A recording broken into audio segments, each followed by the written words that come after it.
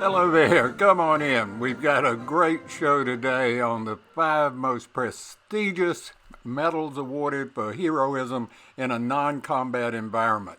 I think you're going to find this very interesting and maybe a little surprised at the 5th medal, which is actually 2 medals. But come on, we'll go take a look at that. Hello and welcome to Veterans Medals Workshop. I'm your host Frank Foster and glad to have you here today because we're going to talk about something very, very unique.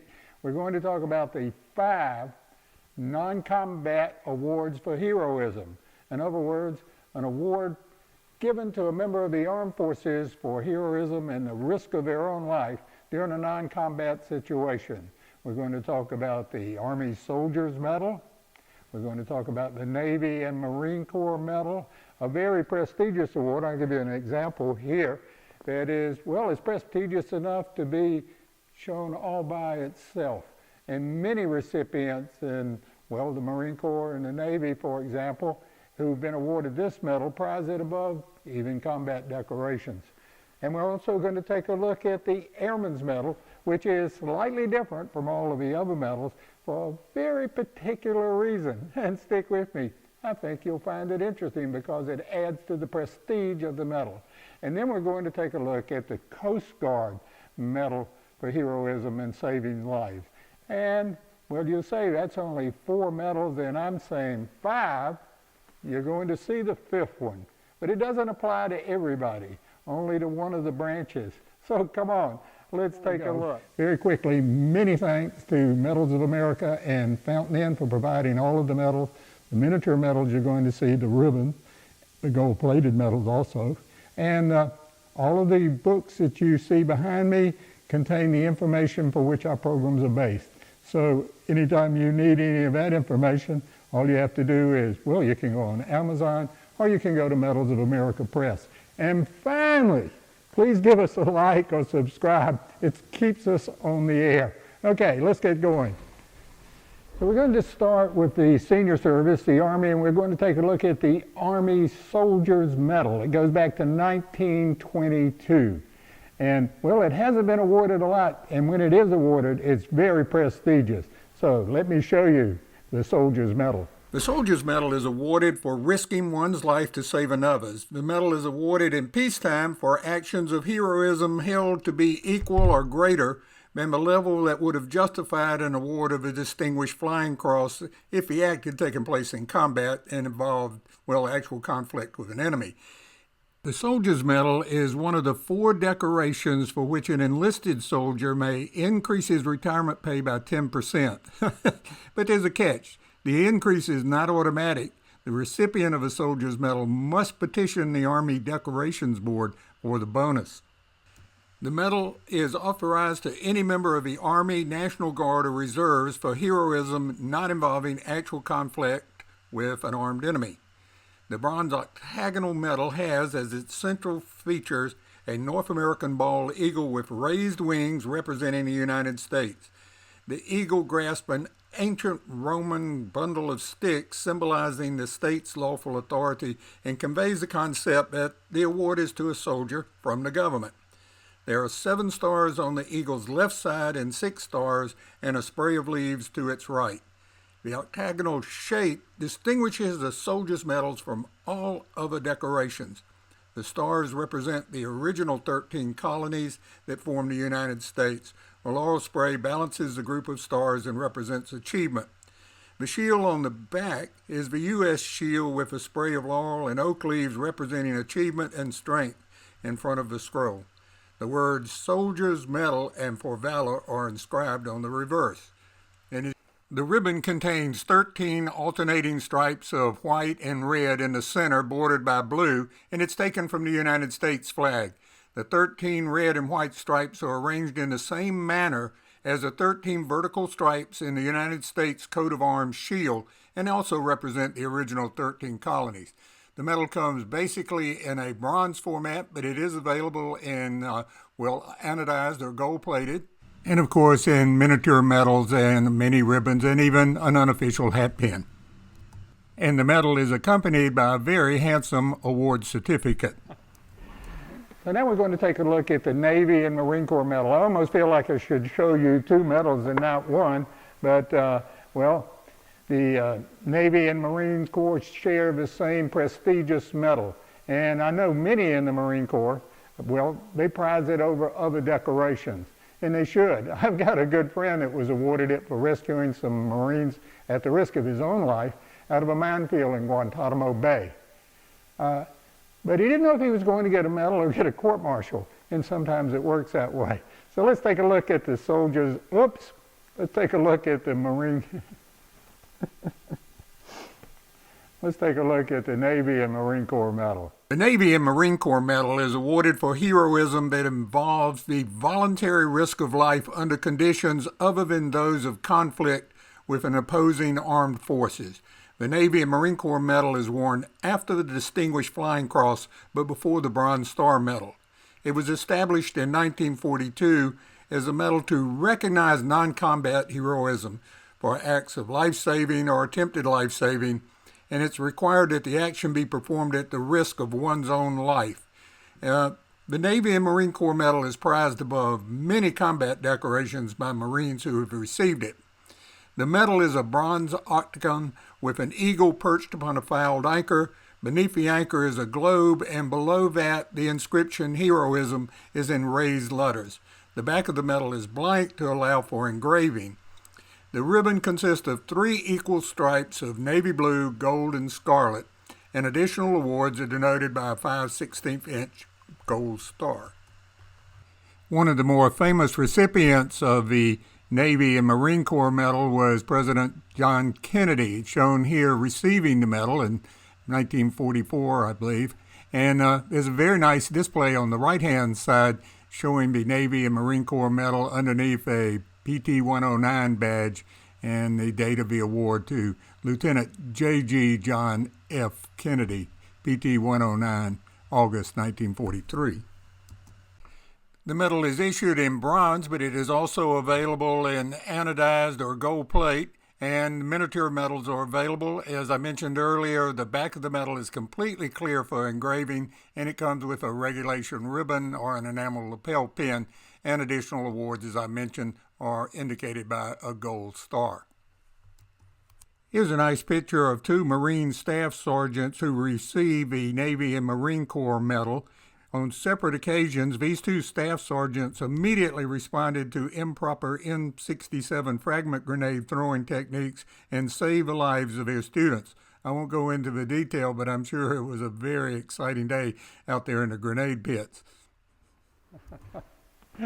Okay, let's take a look now at the Airman's medal, because it's really unique and it's different because it's circular in design instead of using the octagon shape that all of the other branches of the service use. And why is that? Why does it have a circular shape, which is very unusual for a high-ranking decoration? Because they really originally designed the Airman's medal as the Distinguished Service Medal. When they decided to use a different design, they said, this is so good, let's make it the Airman's medal. And they did, and so that's why it's circular. It was originally designed to be the Distinguished Service Medal. Now you know. So let's go take a look at the Airman's medal. I think you'll find it interesting. The Airman's Medal for Heroism was authorized in 1960, and before that, the Soldier's Medal was awarded to U.S. Air Force personnel qualifying for such an award.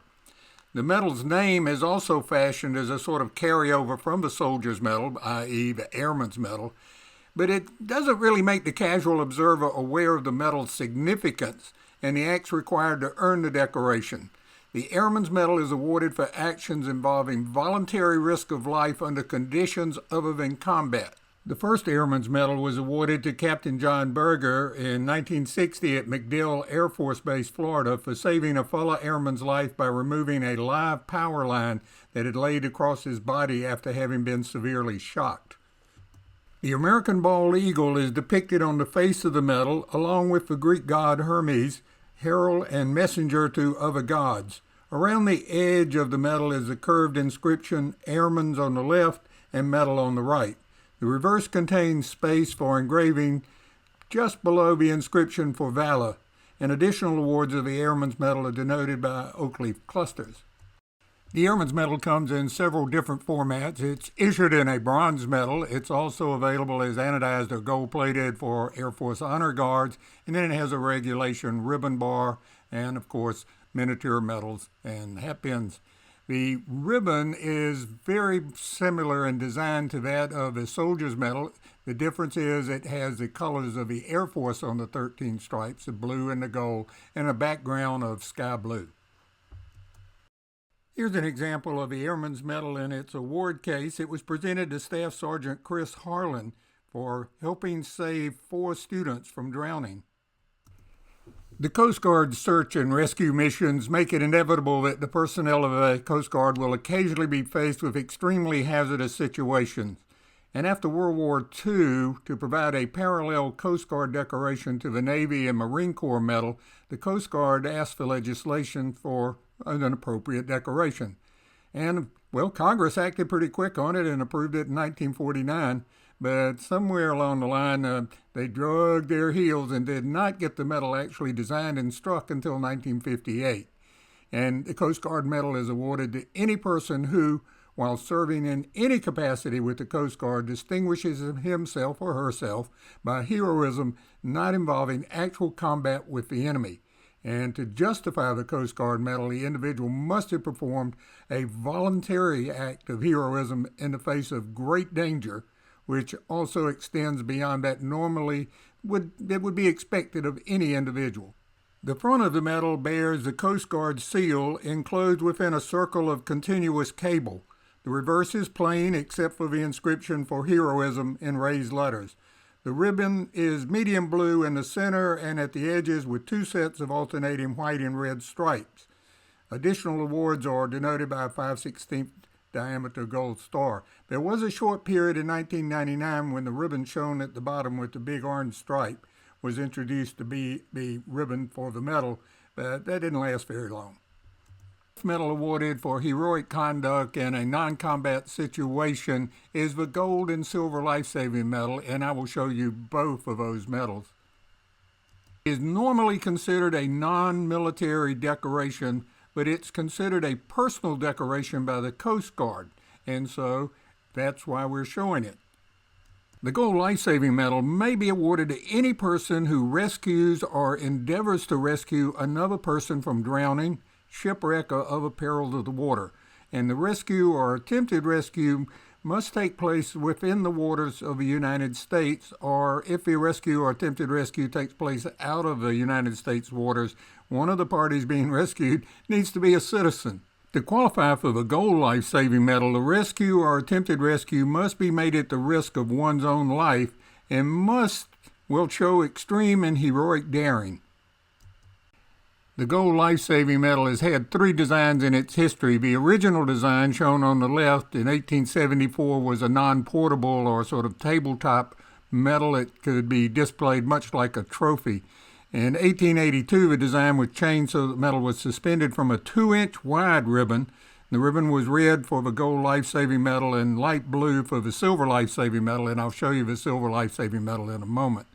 And then the current design was from 1946, and, well, it's about the same size as the rest of the ribbons. The original medal showed 3 men in a boat in a heavy sea attempting to rescue a 4th figure, a mariner in distress. And the whole is surrounded by the words Life-Saving Medal of the First Class in the upper half and United States of America in the lower half. To give you a good idea of the prestige of the Soldier's Medal and the Navy and Marine Medal and the Airman's Medal and Coast Guard Medal, you can see the Silver Star on the left and Legion of Merit and the Distinguished Flying Cross. And then right after the Distinguished Flying Cross comes the Soldier's Medal, and then the Navy and Marine Corps Medal. And here I'm just showing them by the order of the services, the Airman's Medal and the Coast Guard Medal. The Gold Life-Saving Medal is only awarded to Coast Guard personnel, and you will note that these medals come before the Bronze Star and the Purple Heart. The Silver Life-Saving Medal is awarded under the same conditions as the Gold Life-Saving Medal, except for the act does not involve the degree of heroism and the risk called for in the case of the Gold Medal. And the Silver Life-Saving Medal is, it shows a man struggling in the heavy sea. Hovering above him is the figure of a woman who is offering him one end of a long scarf. And the whole is encircled by the words life-saving medal of the second class in the upper half and United States in the lower half. Here again, let me mention that only the Coast Guard considers this a personal decoration, and the other services do not consider it a military decoration. For the Coast Guard, the Silver Life Saving Medal would come after the Air Medal and before the Aerial Achievement Medal. I hope you enjoyed our show on the 6 prestigious medals for life saving, which a member of the armed forces has to actually risk their life to earn. A very prestigious decoration. I'm glad you took a look at it. Now you know it. And if you meet someone who's been awarded one of these, well, give them a big highball salute. Until next time, look forward to having you with us again on Veterans Medals Workshop.